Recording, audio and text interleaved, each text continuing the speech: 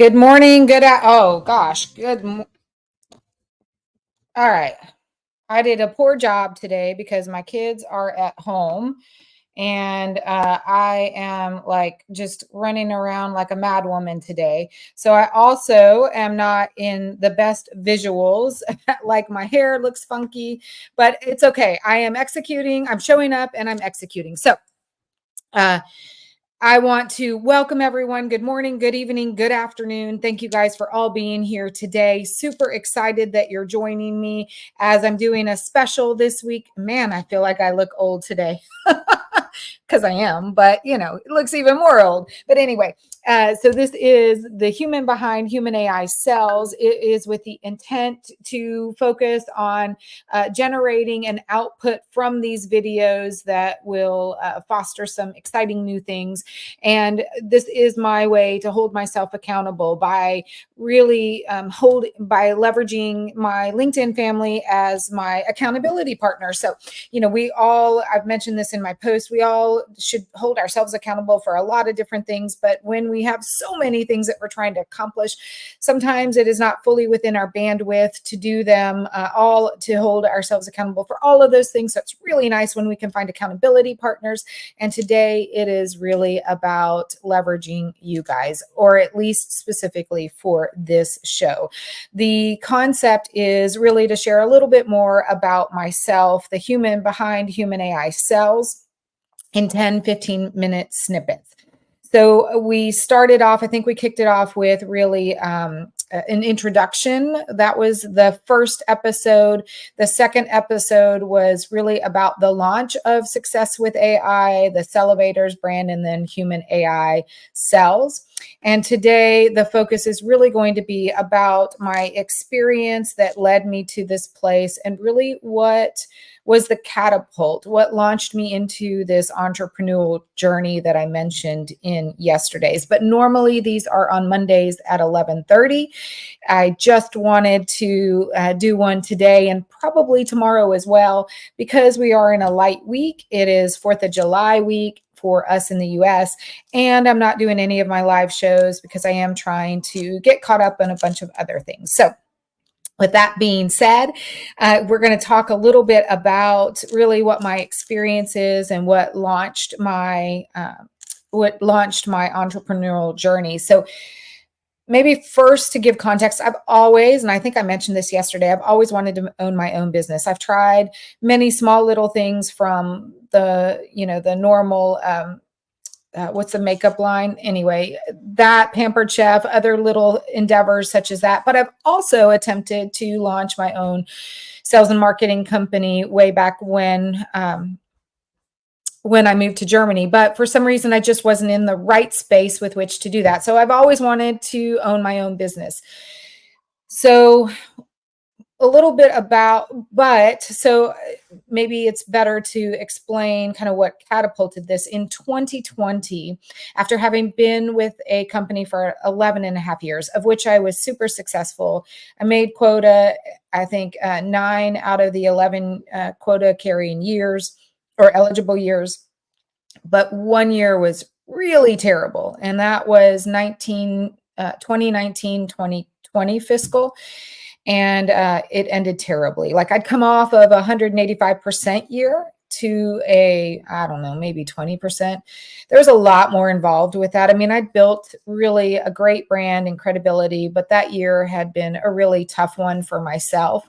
And oh, by the way, we've got Raquel is out there. Hey, Raquel, good morning.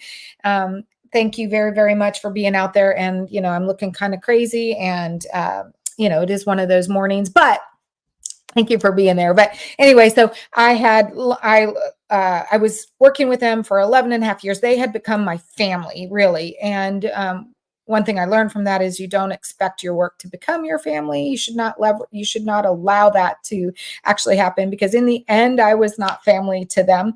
And the tough times that I was going through were completely just really ignored, even after all of the success that I'd had, and I was let go.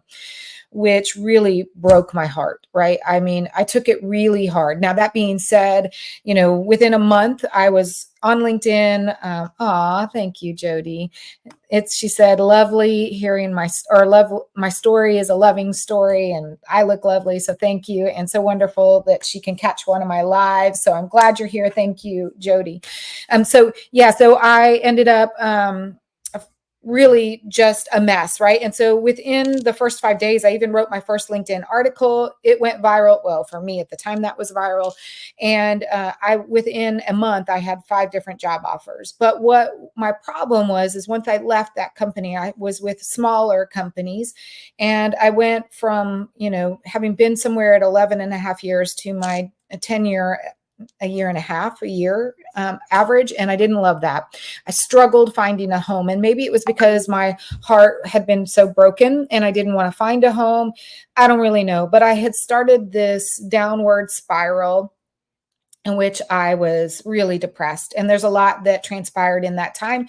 That's a whole nother segment, because again, these are 10 to 15 minute segments where I share a little bit about so that I can take these and transcribe the videos into a final output. I'm super excited that I'll share with you guys eventually. But I went down this spiral. I had gone from company to company. So at the end of in 2022, I'd been at almost 3 companies. I was trying to decide what to do next. And I, knowing that I really wanted to always open my own business, being in the place where I realized that if I was going to take control of this spiral and now start to go back up and, take an incline versus a decline, that I was really going to have to take control of my future and my demise. And that meant that I needed to do 2 things: go through this journey of healing. And there were some things that led up to that, a whole nother topic we'll talk about. And I was also going to have to really take the bull by the horns and use this opportunity to start my own business, because I realized that there was a gap in these roles that I had taken since the 11 and a half year stint one.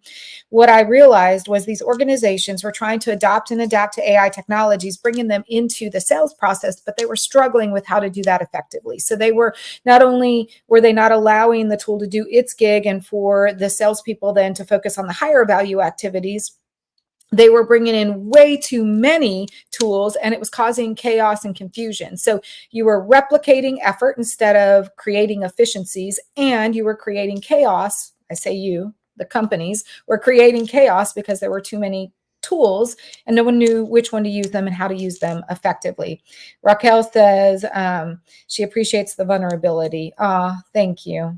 And so I realized at that moment that I could leverage the 30 plus years in sales and the latter part of those 30 years spent in the AI, machine learning, and automation space. I could leverage that, and I could actually go out and truly have conversations with people, educate them on the benefits and the value of leveraging AI technologies, with an understanding of the negative implications if we didn't adopt and adapt to them effectively. So that was, again, why I launched Success with AI, which we talked about yesterday. But what I think is really important and key here is that when I decided to do that, I realized that there was this gap that I could fulfill because there was something that was needed out there. And it had been my long dream to do something like that, to start my own business.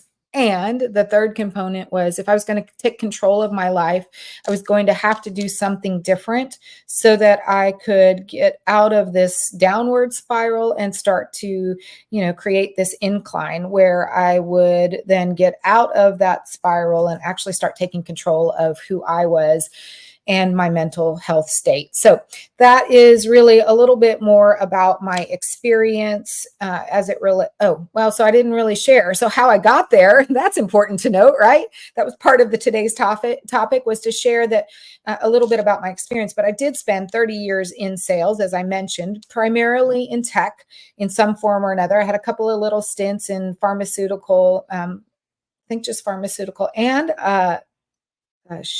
uniform sales.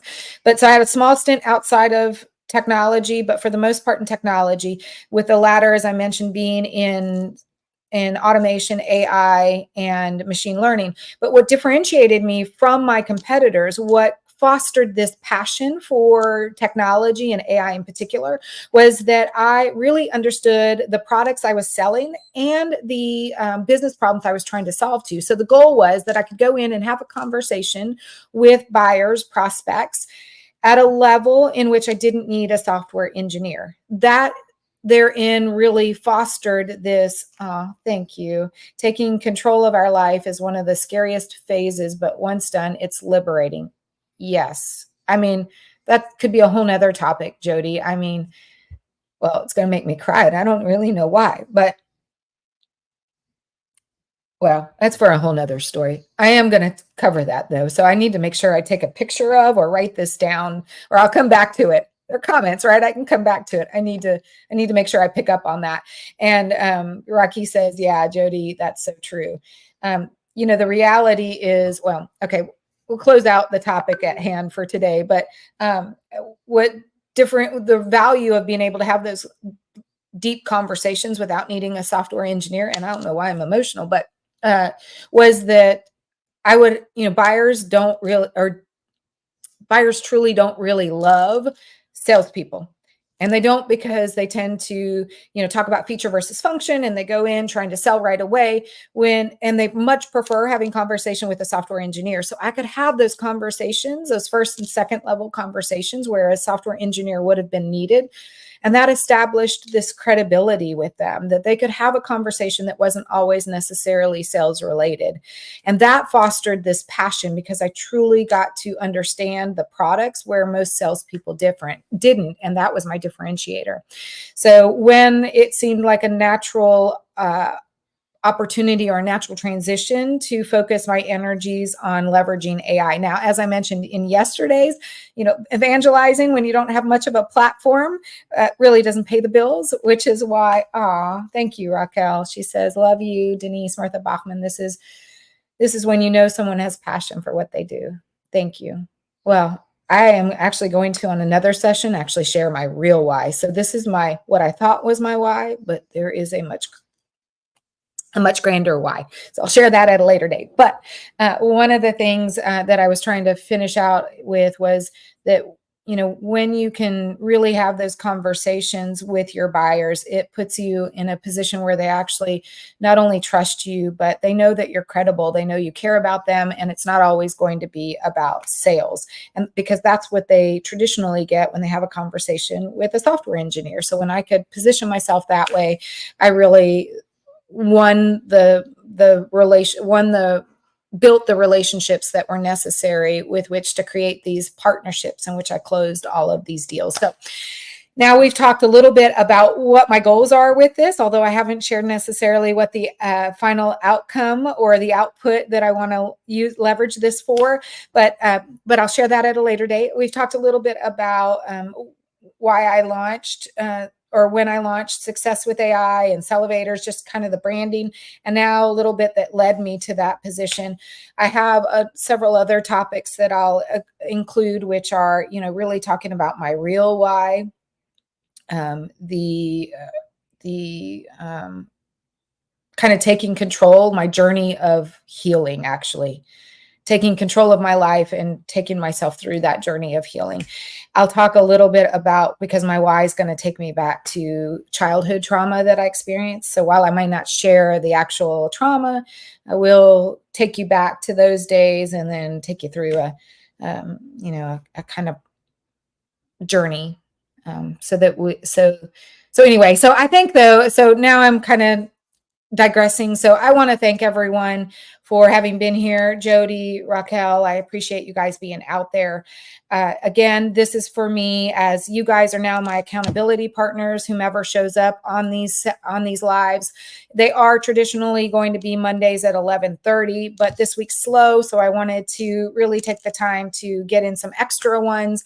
My goal is to take the transcriptions from these and and create a product that is an output from these videos. And so this is my way to do that in a way that I can have someone else hold me accountable, because as a reminder, while we should hold our own selves accountable, sometimes, we can only do so much on our own. And it's really important for the things that we still want to do to have others hold us accountable. And so this is my one way to get through this goal, is to have you guys hold me accountable. So I love Rocky. Thank you. She says, so Jody says, thank you so much for paving the way for women on and off LinkedIn. Thank you. That was super kind.